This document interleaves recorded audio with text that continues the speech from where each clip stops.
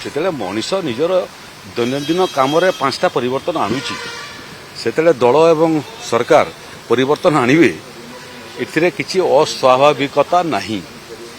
ତେଣୁ 12 ବର୍ଷ ପୂର୍ତ୍ତି ହୋଇଗଲା କେନ୍ଦ୍ର ସରକାରଙ୍କର, ଓଡ଼ିଶା ସରକାରଙ୍କର ମଧ୍ୟ 2 ବର୍ଷ ପୂର୍ତ୍ତି ହୋଇଗଲା। ଏବେ 2 ବର୍ଷ ପୂର୍ତ୍ତି ଏବଂ 12 ବର୍ଷ ପୂର୍ତ୍ତିକୁ ନେଇକରି ଯେଉଁ କାର୍ଯ୍ୟକ୍ରମ ମାନେ ଆମେ କରୁଛୁ ଆମର ପ୍ରୋଗ୍ରେସ୍ ରିପୋର୍ଟ ନେଇକରି ଲୋକଙ୍କ ପାଖକୁ ଯାଉଛୁ। ଆମେ ପ୍ରୟାସ କରୁଛୁ ଯେ ଗଣତନ୍ତ୍ରକୁ ଏକ ନୂଆ ପରିଭାଷା ଦେବା ପାଇଁ ଏବଂ ସରକାରଙ୍କୁ ଉତ୍ତରଦେହି କରିବା ପାଇଁ। ଯେମିତି ପାଠ ପଢ଼ିଲା ସମୟରେ ଛାତ୍ର ଥିଲାବେଳେ ଶିକ୍ଷକମାନେ ଆମର ମୂଲ୍ୟାଙ୍କନ କରନ୍ତି, ଗଣତନ୍ତ୍ରରେ ମଧ୍ୟ ସାଧାରଣ ଭୋଟରଟା ମଧ୍ୟ ସରକାରର କାମର ମୂଲ୍ୟାଙ୍କନ କରେ। ସେଇ ବିଚାରଟାକୁ ଆଗକୁ ନେବା ପାଇଁ ଆମେ ଲୋକଙ୍କ ପାଖକୁ ଯାଉଛୁ ଏବଂ ଆମର ପ୍ରୋଗ୍ରେସ୍ ରିପୋର୍ଟ ନେଇକରି ତାଙ୍କୁ ଦେଖାଉଛୁ। ତାଙ୍କର ମୂଲ୍ୟାଙ୍କନ ପାଇଁ ଆମେ ନିବେଦନ କରୁଛୁ। ଯେତେ ମାର୍କା ସେମାନେ ଦେବେ ତାକୁ ନମ୍ରତାର ସହିତ ଗ୍ରହଣ କରିବୁ। ଯେତେ ମାର୍କା ଦେବେ ତାଠାରୁ ଅଧିକ ମାର୍କା ଆଗାମୀ ବର୍ଷ ଆଣିବା ପାଇଁ ପ୍ରୟାସ କରିବୁ। ସେ ଭିତରେ ରହିଲା ଯେ ମନ୍ତ୍ରିମଣ୍ଡଳର ସମ୍ପ୍ରସାରଣ କେବେ ହେବ। ମନ୍ତ୍ରିମଣ୍ଡଳ ସମ୍ପ୍ରସାରଣର ପ୍ରମୁଖ ଦାୟିତ୍ୱ ହେଉଛି କେନ୍ଦ୍ରରେ ପ୍ରଧାନମନ୍ତ୍ରୀ, କେନ୍ଦ୍ର ସରକାର ପାଇଁ, ରାଜ୍ୟରେ ମୁଖ୍ୟମନ୍ତ୍ରୀ, ତାଙ୍କର ପ୍ରେରୋଗେଟିଭ୍ ଏଇଟା।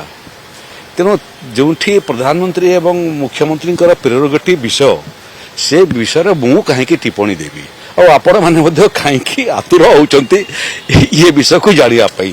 ଯେବେ ହେବ ପ୍ରଥମେ ଯଦି କିଏ ଜାଣିବ ଦେଶରେ ଏବଂ ରାଜ୍ୟରେ ସେଟା ହେଉଛି ଗଣମାଧ୍ୟମ ଚତୁର୍ଥ ସ୍ତମ୍ଭ ଜାଣିବ। କିନ୍ତୁ ସାର୍ 6ଟା ପଦ ଖାଲି ଅଛି ତ ସେଇଥିପାଇଁ 2 ବର୍ଷ।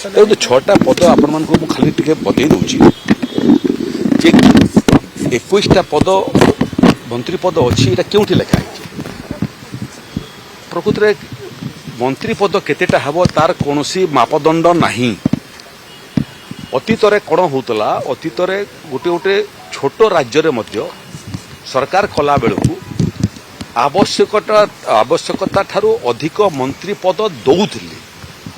50ଟା ବିଧାୟକ ଅଛନ୍ତି, 35 ଜଣ ମନ୍ତ୍ରୀ। ଏହାକୁ ରୋକିବା ପାଇଁ ସୁପ୍ରିମକୋର୍ଟ ନିର୍ଦ୍ଦେଶ ଦେଲେ ଯେ ରାଜ୍ୟର ବିଧାନସଭା ଏବଂ କେନ୍ଦ୍ରରେ ଲୋକସଭାର ଯେଉଁ ସଂଖ୍ୟା, ମନ୍ତ୍ରିମଣ୍ଡଳର ସଂଖ୍ୟା 15%ରୁ ଅଧିକ ହେବ ନାହିଁ। ସେ କ୍ରମରେ ଆମର ଭାଗରେ ପଡ଼ିଲା ଯେହେତୁ 147ଟା ଆମର ବିଧାୟକଙ୍କର ସଂଖ୍ୟା, ତେଣୁ 15% କହିଲେ 21 ସଂଖ୍ୟାରୁ ଅଧିକ ହେବ ନାହିଁ। କିନ୍ତୁ 21ଟା ମନ୍ତ୍ରୀପଦ ବୋଲିକରି କୌଣସି ସମ୍ବିଧାନରେ ଲେଖା ହେଇନାହିଁ। ମନ୍ତ୍ରୀପଦ 15%ରୁ ଅଧିକ ହେବ